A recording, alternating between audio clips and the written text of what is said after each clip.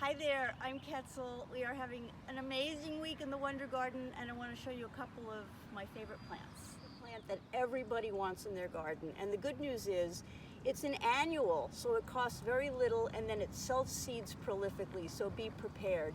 This is Douglas's meadow foam. It is a native Northwest plant. If you want to get exactly what you see here, it really helps to see the botanic name, which is Limnanthus douglasii, subspecies Nevea, Douglas's meadow foam. You cannot go wrong with this plant. It will disappear probably by June, and you'll think, I wish that thing would come back, and sure enough, it'll show up everywhere next year. I want you guys to come to the Wonder Garden, even if you just stroll through for 5 minutes every other day. Things are happening fast in spring. Check out this Northwest wildflower, Gilead tricolor, bird's eyes. I mean, if you look inside this seemingly lavender plant, there are so many colors going on inside. There is this impossible sky blue, there's black, there's a touch of pink, and I would hate for you to miss it. Welcome to the world of Silene. Silene uniflora druids variegated, otherwise known as catchfly or sea campion. This plant is an evergreen, ever-flowering, ever-variegated ground cover, and I'm going to show you something you're not going to believe. This is 3 distinct plants that are maybe a year and a half old, and I'm going to lift their skirts. If you want to come down here, I'll show you. And look! There is no attachment, nothing. So you can't call this invasive because it's not going anywhere.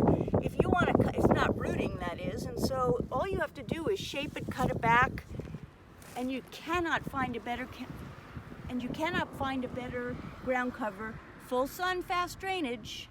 I don't suppose you're interested in a gorgeous plant that blooms for about 6 weeks in the brightest possible yellow with a nice little red blotch in the middle and is asked nothing but full sun and decent drainage, are you? Well, if you're interested, take a look at this name, Hylimnium lasianthum, subspecies formosum.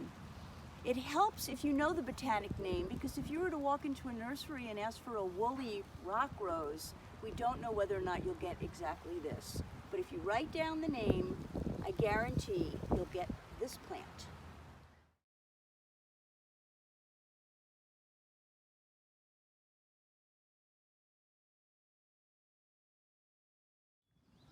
You know, I often have trouble with flowers that look like they're man-made and they're just simply too ridiculous. But here is nature showing off like you just wouldn't believe. Look at the size of these huge yellow long-spurred flowering columbines. This guy is called Aquilegia longissima, and this is a selection of the actual species. This has not been bred in any laboratory or by any hybridizer. This gorgeous columbine is it just rocks. If you put 3 in a big bed, it'll just get bigger and bigger and bigger with soft blue bouncy foliage, and it is one of the great moments of spring. Under the category of be careful what you wish for, I would put Madia elegans, the showy tarweed, and this is why. Now, I know, as you can see, it is an absolutely spectacular wildflower meadow of Madia, which, by the way, should not be blooming for at least another month. But I'm spending an enormous amount of time pulling out tons of it to make sure that everybody else in this bed gets a little breathing room. So if you want a nice, showy, crazy wildflower bed of gardens, look for the showy tarweed, Madia elegans, but don't bring it by me.